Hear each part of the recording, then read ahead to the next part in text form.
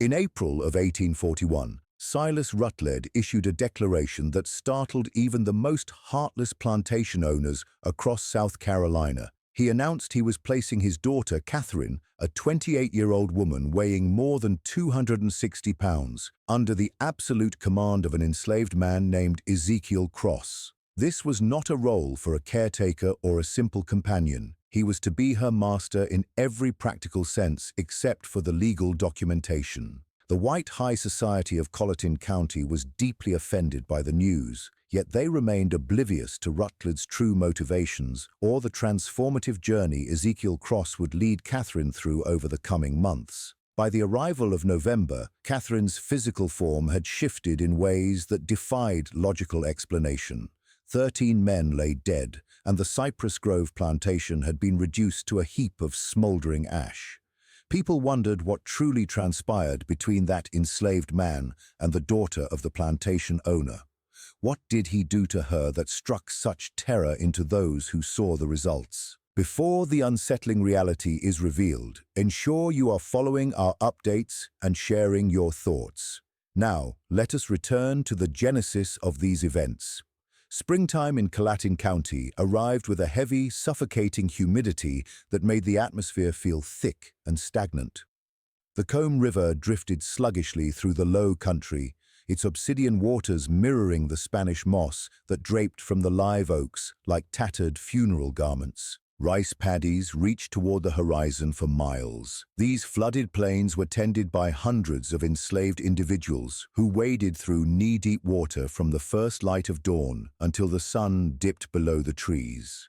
This was a realm where wealth was constructed upon agony.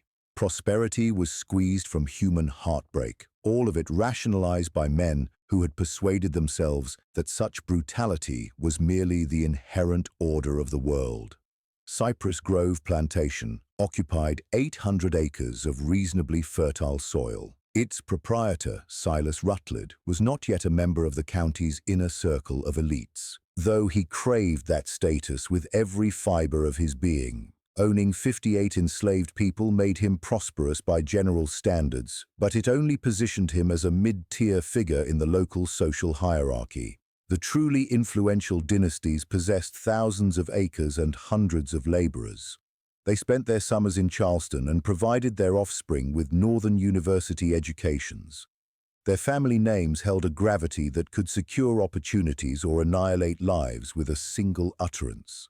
Silas had wed Elizabeth Yancey in 1812, a marriage that provided him with respectable land holdings and a prestigious surname.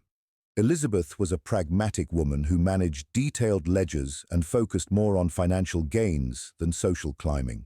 She passed away during childbirth in 1813, leaving behind a daughter named Catherine.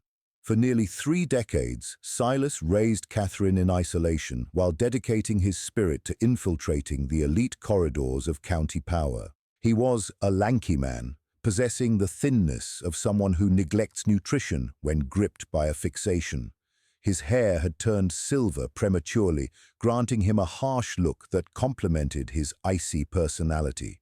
In professional dealings, he was regarded as calculating but technically honest, the sort of individual who negotiated aggressively but honored a contract. His daughter Catherine grew up in seclusion, taught by private instructors and never truly finding a place where she belonged. By 1841, she had reached 28 years of age, and her weight had climbed toward 260 pounds. Her frame was bloated from years of chemical treatments ordered by physicians who diagnosed her with hysteria and various female nervous ailments. She endured intense episodes where she would shriek and hurl household items. She had even lunged at her father with a letter opener the year prior, leaving a permanent mark across his left hand.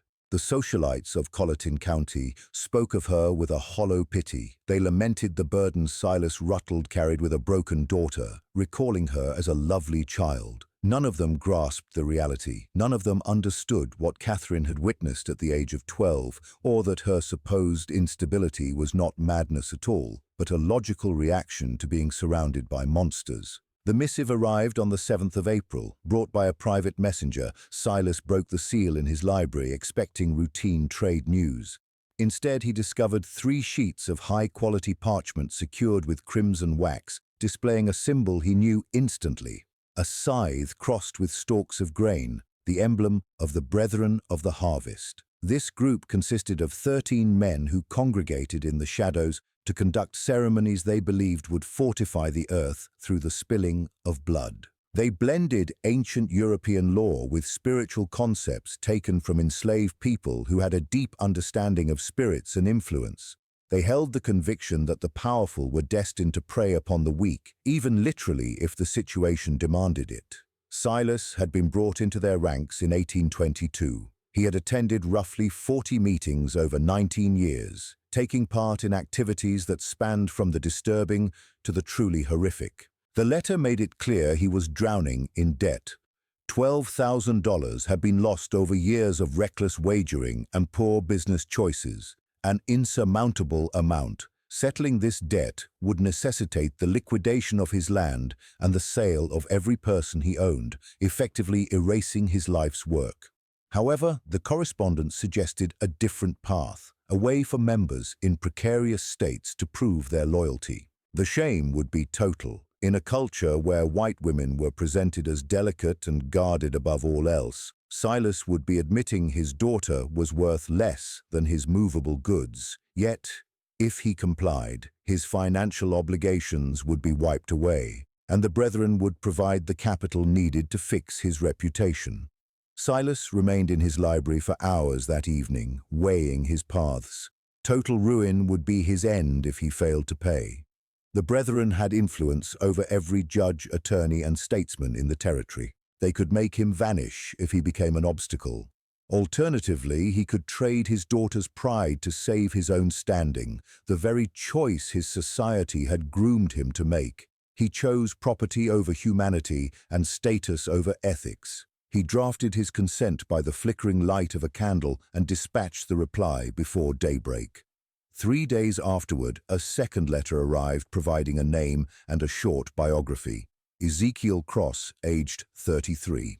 He had been acquired recently through an agent from a plantation in Virginia. His talents included woodworking and traditional herbal medicine. His demeanor was described as reserved and compliant. What the document failed to mention was that Ezekiel Cross had been hand-picked for this specific task, that his presence at Cypress Grove was no coincidence, and that he harbored a simmering thirst for retribution and the endurance to wait for the perfect moment. Ezekiel arrived on the 13th of April in a cart operated by a trader named Henderson. The vehicle stopped right at the front of the main residence, which was odd given that most exchanges occurred near the outbuildings. Silas walked onto the veranda, squinting against the morning brightness.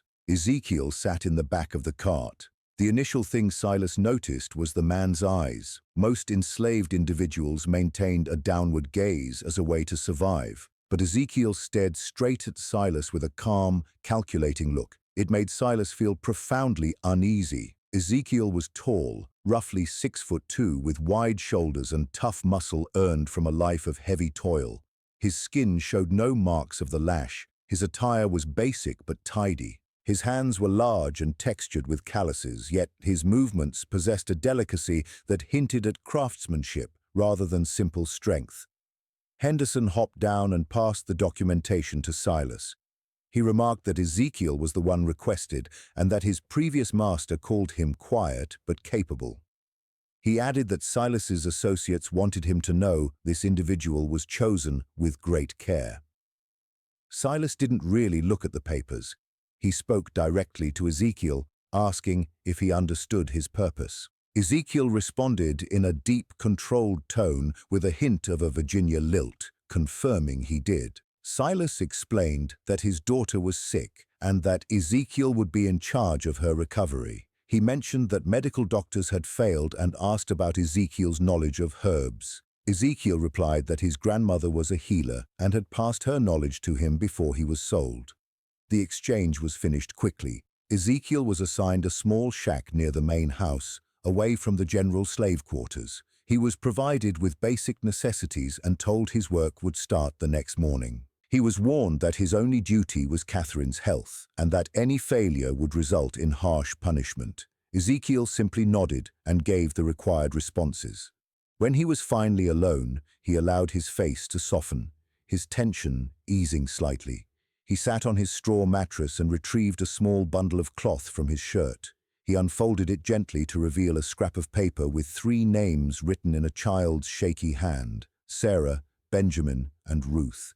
These were his wife, his son, and his daughter, who had been taken from him 3 years earlier and sent to an Alabama plantation notorious for working people until they dropped. He had discovered they all perished within a year and a half. Sarah from a fever that went untreated, Benjamin from a wound that festered, and Ruth from a broken heart. A little girl who simply stopped eating because she couldn't understand why her world had been destroyed.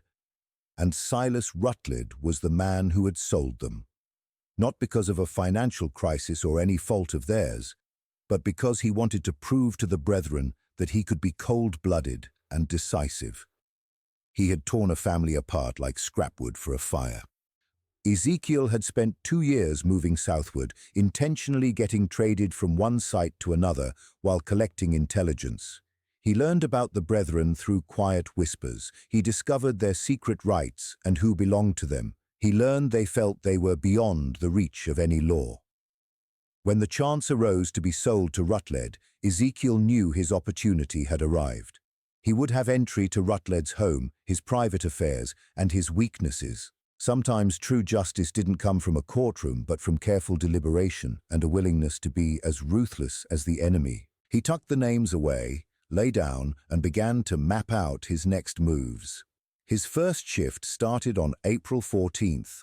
A house servant named Judith, an older woman with grey hair, escorted him to Catherine's chambers on the upper floor. She knocked with hesitation, telling Catherine her father had sent someone to assist with her care. A loud thud echoed from within as something heavy struck the wall. Catherine's voice, thick but full of spite, told them she wanted no more treatments and to send the man away.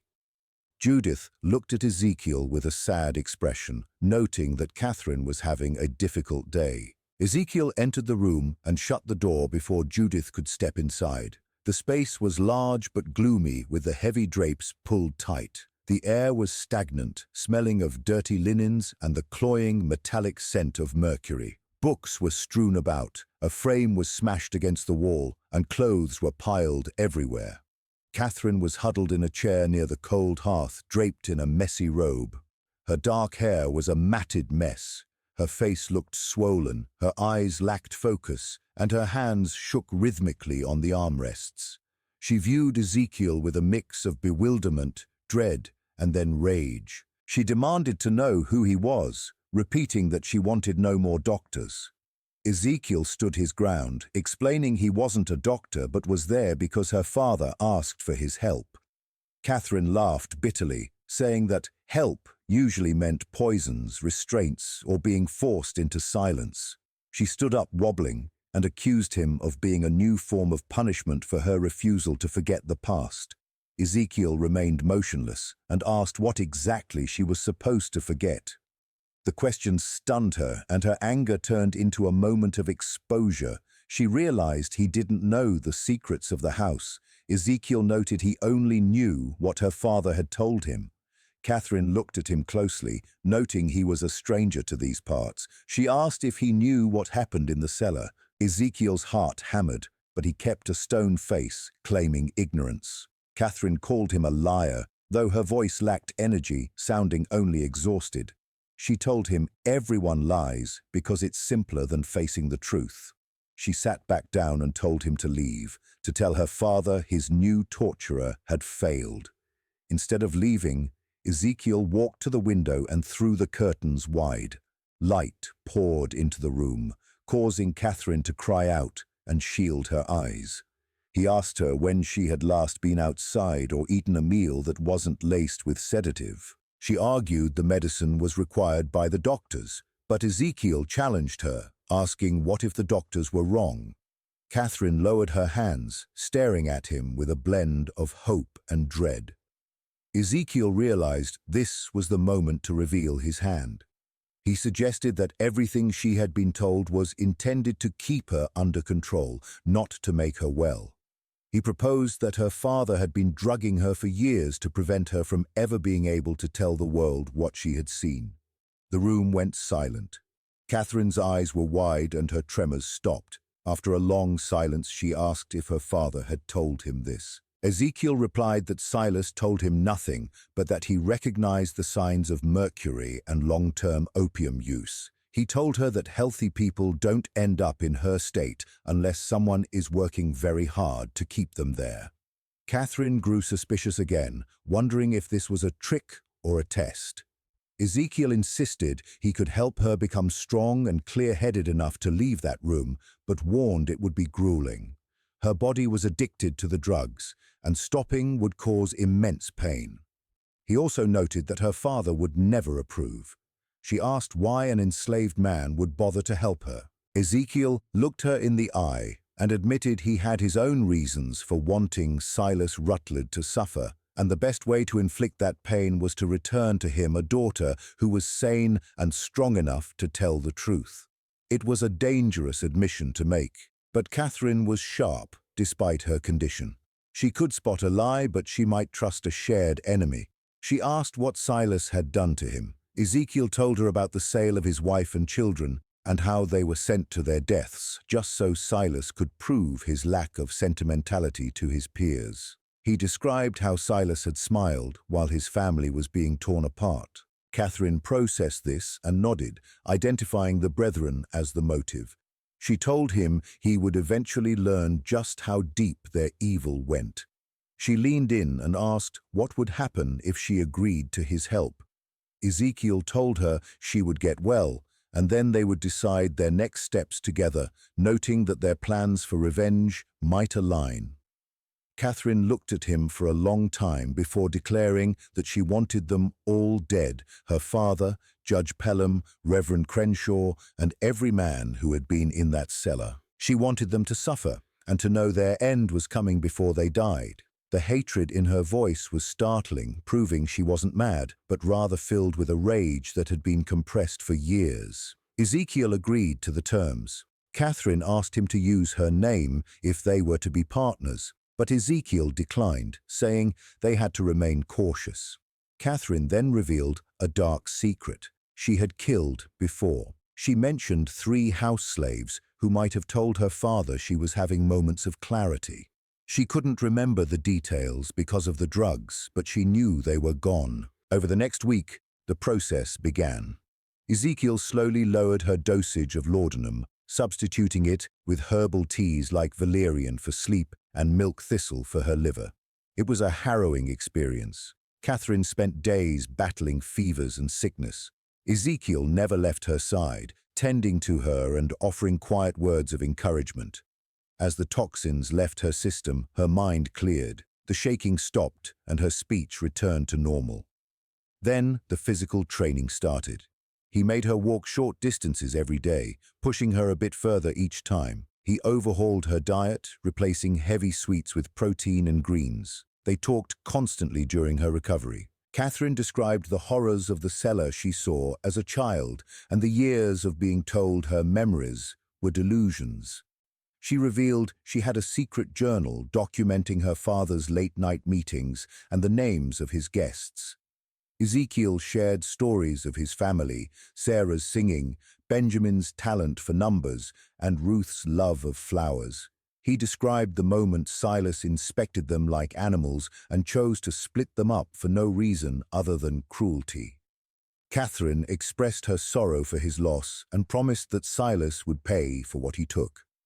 The public announcement was set for April 29th. 41 guests gathered at Cypress Grove for what was billed as a major family update. The elite arrived in their fine carriages, the Pelhams, the Crenshaws, and the influential bankers. The dinner was lavish, featuring oysters and roasted duck. Catherine sat at the head of the table, eating little and saying less. Ezekiel moved through the room serving the guests, acting the part of the invisible servant while recording every conversation. After the meal, Silas stood to speak. He thanked his friends and addressed Catherine's long illness. He pointed to Ezekiel and credited his herbal knowledge with her sudden improvement. He then dropped the bombshell. Ezekiel would now have total authority over Catherine's life and medical care. The room fell into an awkward silence, followed by murmurs of confusion. Some guests questioned the propriety of placing a white woman under the control of an enslaved man. Silas remained firm, claiming her health outweighed social norms. When asked, Catherine played her part perfectly, claiming she trusted her father and was happy with the arrangement. Only Ezekiel saw the fury in her eyes and the way her hands gripped her napkin until her knuckles turned white. As the night ended and the guests left, Ezekiel overheard Judge Pelham warning Silas that the brethren might not approve of this becoming common knowledge. Silas gave a quiet reply that seemed to satisfy the judge. By midnight, the house was quiet. Ezekiel went to Catherine's room and found her staring out at the darkness. She told him she wanted to burn the entire world down, but Ezekiel reminded her that they had to be patient. Their plan was just beginning. Silas removed his hood, revealing a face hardened by calculation. He addressed the brothers of the harvest, stating that a crisis was upon them because his daughter and her accomplice had uncovered their inner sanctuary and the secret ledger. He explained he had interrupted them mid-copy. Judge Pelham immediately demanded they be silenced forever, seeing no other logical path. However, Silas countered, noting that Catherine was his own flesh and blood, and that the situation with Ezekiel represented a unique psychological experiment. He proposed a theory that even an enemy could be brought into their fold if the circumstances were framed correctly. Silas looked at Ezekiel, acknowledging his desire for vengeance over his lost family, but offered a more meaningful form of retribution. He offered Ezekiel a position as an associate member of the Brethren.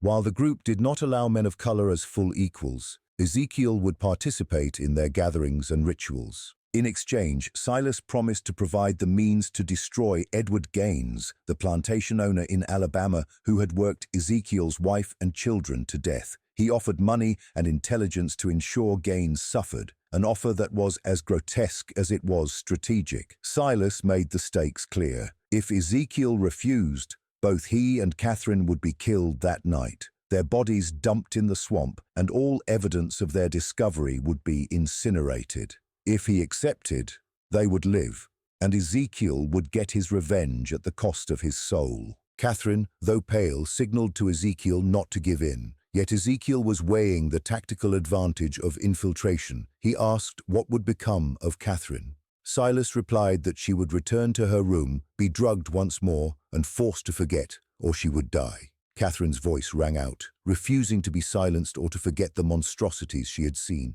Ezekiel interrupted, accepting the offer on the condition that Catherine be set entirely free, allowed to leave South Carolina with enough money to start a new life. Judge Pelham agreed, suggesting that a complicit man was a valuable asset and that Catherine, already deemed broken, posed little threat if she were far away. Silas finalized the pact. Catherine would be sent to associates in Philadelphia with a new identity, and Ezekiel would face his initiation in 3 weeks. The next morning, Ezekiel watched from his window as a carriage took Catherine away.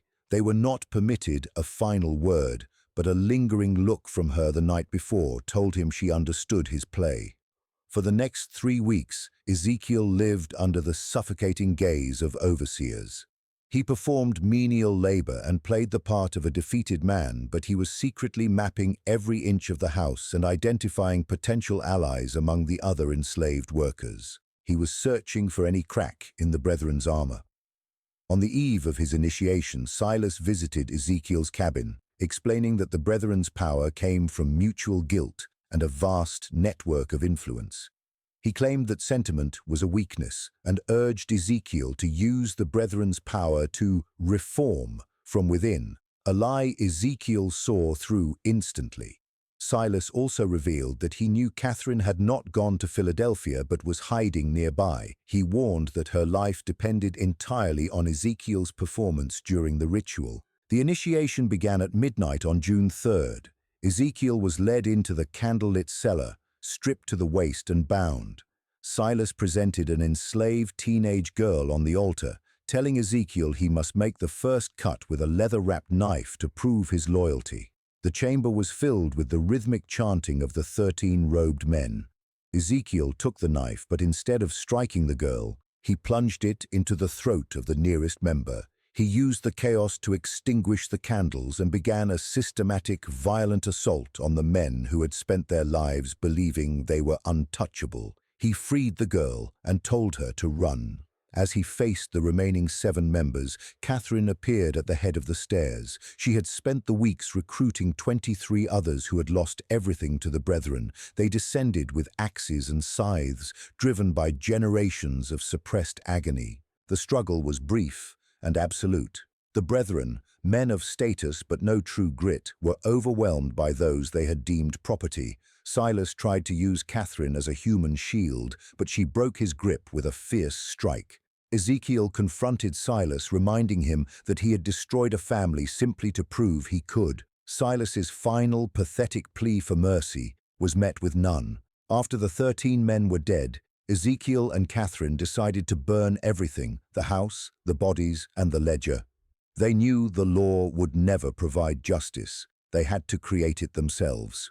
They spent hours staging the scene to look like an accidental fire. Ezekiel tore the pages regarding his family from the ledger to keep as a memorial before the rest went into the flames. As the sun rose over the smoldering remains of Cypress Grove, they parted ways.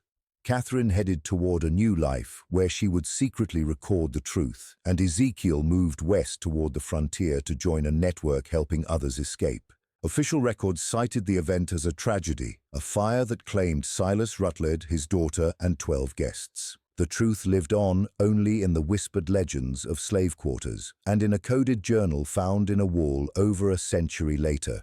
That journal, which could have exposed the entire network, vanished shortly after its discovery, leaving only the myth of the man who stood against the monsters and won. History may try to bury such accounts, but the memory of that night remains a testament to the fact that power rooted in cruelty is inherently fragile.